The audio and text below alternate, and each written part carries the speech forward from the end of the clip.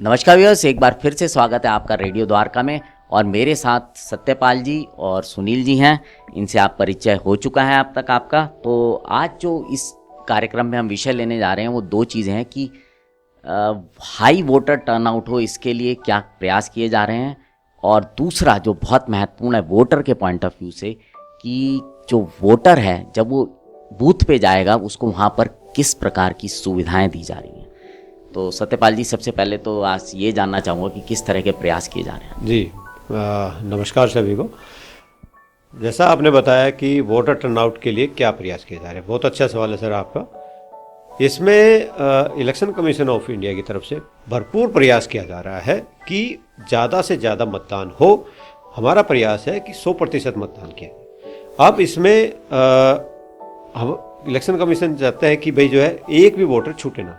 इतना प्रयास है कि किसी भी तरीके से किसी को भी असुविधा ना हो, सभी को सुविधाएं दी जाए।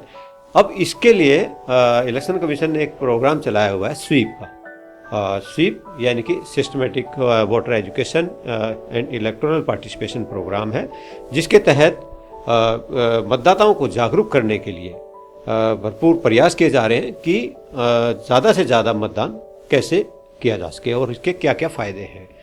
अब इसमें हमने जो हमारे इस चीज़ में है वो इसी तरीके से स्वीप के तहत ही हमने ELCs बनाए हुए हैं अपने।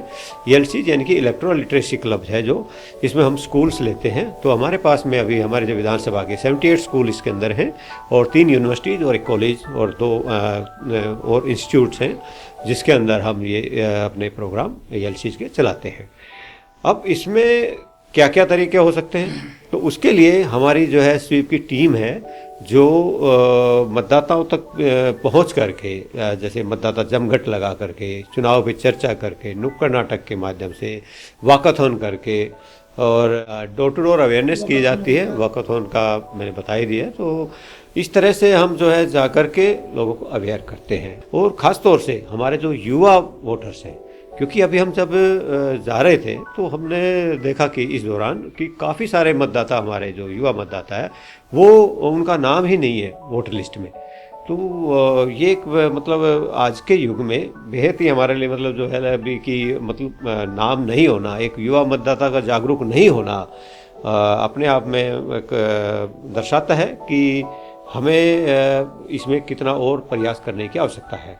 तो इसके लिए मैं सभी यूथ वोटर्स हमारे, उनसे भी ये आग्रह करना चाहूँगा कि वो अपने साथ साथ अपने जो परिवार के सदस्य हैं उनको भी इस चीज़ के लिए अवेयर करें कि जो दिल्ली में अभी चुनाव होने हैं 25 मई को, उसमें अधिक से अधिक संख्या में जा कर के अपने मतदान का प्रयोग करें। हम कहते हैं कि हमारा जो भारतवर्ष है वो बहुत बड़ा लोकतंत्र है। बहुत बड़े लोकतंत्र के साथ साथ बहुत बड़ा मतलब मजबूत लोकतंत्र बने, इसके लिए हमारा मतदान करना बहुत ही ज़रूरी है। ELC के साथ साथ ही हम VAF भी बनाते हैं, वोटर अवेयरनेस फॉर्म होता है, और BAG बूथ अवेयरनेस ग्रुप हमने बनाए हुए हैं, जिसमें हमारे जो BLO सुपरवाइज़र होते हैं उनको नोडल इंचार्ज बनाया जाता है, और उनके साथ ही जो हमारे बूथ लेवल ऑफिसर हैं, BLO हैं, वो उसके मेंबर होते हैं। उसके साथ साथ ही बूथ लेवल एजेंट 2 जो है वो भी मेंबर होते हैं। ये सब लोकल एरिया से होते हैं। तो ये भी जगह जगह जा करके सब लोगों से मिल करके इसका प्रयास करते हैं। ECI की तरफ से जो भी गाइडलाइंस है उनकी जानकारी प्रत्येक मतदाता तक पहुंचाते हैं, और इस जो चुनाव में जो है ज़्यादा से ज़्यादा मतदान हो, इसका प्रयास किया जाता है। इसके साथ ही हम प्रत्येक नागरिक की भी जिम्मेदारी है कि जो है हमारे भारतवर्ष के लिए हमें मतदान करना कितना ज़रूरी है। इसकी अवेयरनेस के लिए जिस तरीके से आपने जो अपना ये प्लेटफॉर्म चला रखा है, इसी तरीके से हमारे प्रत्येक नागरिक की जो है जिम्मेदारी बनती है कि हमारे चुनाव में ज़्यादा से ज़्यादा मतदान हो। इसकी अवेयरनेस हम सभी तक पहुंचाएं, इसको अपने तक ना रखें, अपने तक सीमित ना रखें, सभी तक पहुंचाएं, जिससे आने वाले समय में हमारे देश का लोकतंत्र बहुत मजबूत हो। सुनील जी, किस किस तरह के जो सुविधाएं हैं वो वोटर को केंद्र पर मिलेंगी? देखिए सर, ये आपका अच्छा प्रश्न है। इलेक्शन कमीशन ऑफ इंडिया ने इस बात पे ज़्यादा फोकस किया है कि पोलिंग बूथ कैसे वोटर फ्रेंडली हो, और इस रिस्पेक्ट में इलेक्शन कमीशन में बहुत सारे काम उन्होंने किए हैं। देखिए, इलेक्शन कमीशन 2 चीज़ें ज़्यादा फोकस करती हैं। एक तो एश्योर्ड मिनिमम फैसिलिटी जो AMF होती है, वो हर एक पोलिंग बूथ पे मैंडेटरी है।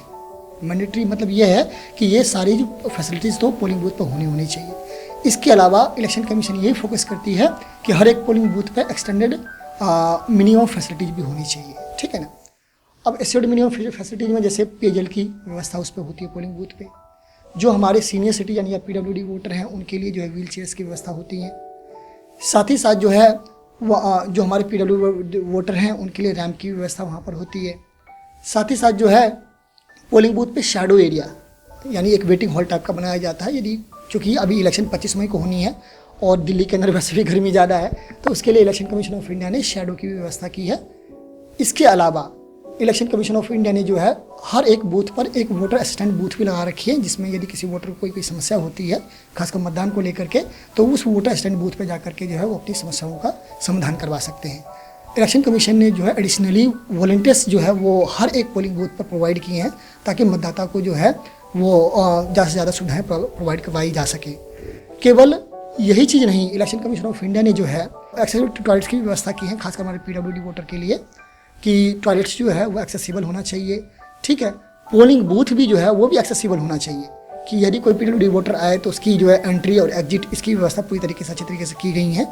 साथ ही साथ जो है क्यू मैनेजमेंट के लिए जो है कुछ ऐसे पोलिंग बूथ की चयन की गई हैं जो कि मॉडल के रूप में बनाया जा रहा है, मॉडल पोलिंग स्टेशन के रूप में।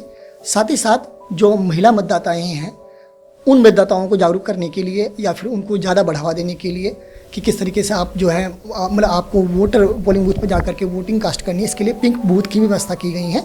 तो वैसे तो हमारे असेंबली कंस्टिट्यूंसी में एक मॉडल पोलिंग स्टेशन भी बनेगा और एक पिंक पोलिंग स्टेशन भी बनेगा, वो इसलिए ताकि मैक्सिमम जो हमारे यूथ मतदाता हैं उनको अट्रैक्ट किया जाए towards casting the vote to the general election to Lok Sabha 2024।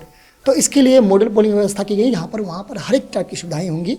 एक जनरल वोटर्स को जो चाहिए होती है, साथ ही साथ वहाँ क्रैच की व्यवस्था होगी। यदि कोई महिला मतदाता जो है वो उस पोलिंग बूथ पर आती हैं और उनके साथ कोई छोटा सा बच्चा होता है तो उनको वोटिंग में कोई इशू ना हो, तो क्रैच की व्यवस्था इस बार इलेक्शन कमीशन ऑफ इंडिया जो है वो प्रोवाइड कर रही है हमारे पिंक पोलिंग बूथ पे। देखिए, मॉडल ऑफ पिंक का मेन उद्देश्य यही है कि मतदाताओं को जो है पोलिंग बूथ तक कैसे युवा को और महिलाओं को लाया जा सके, ठीक है ना। और एक मॉडल के रूप में हमें पोलिंग बूथ को रिप्रेजेंट कर रहे हैं, तो हो सकता है आने वाले समय में शायद सारे ही मॉडल पोलिंग स्टेशन बन जाए। बट फिर भी इलेक्शन कमीशन जो है वो एश्योर करती है कि एटलीस्ट जो एसेट मिनिमम फैसिलिटी जो क्राइटेरिया है, जिसमें ड्रिंकिंग वाटर से लेकर के एक्सेसिबल टॉयलेट्स, रैम्प से लेकर के जो है व्हील चेयर्स, वो सारी सुविधाएं प्रोवाइड हों ताकि मतदाता सुगम रूप से जो है अपना मतदान कर सके। बहुत बहुत धन्यवाद आप दोनों का। सुनील जी आपका भी बहुत बहुत धन्यवाद, सत्यपाल जी आपका भी बहुत बहुत धन्यवाद। सो व्यूअर्स, आपने सुना, अब सिर्फ आपको मन बनाना है और 25 तारीख को वोट देने के लिए जाना है, क्योंकि सब चीज़ें तैयार हैं, सारी सुविधाएं हैं, पूरे प्रयास किए जा रहे हैं। इस बार आपसे पुनः निवेदन है कि इसको छुट्टी का दिन ना समझें और जाएं और वोट करें, क्योंकि आपका जो मतदान है वो बहुत महत्वपूर्ण है। एक एक वोट मायने रखता है, एक एक वोट की कीमत होती है। तो अब आपसे विदा लेते हैं, जुड़े रहें रेडियो द्वारका।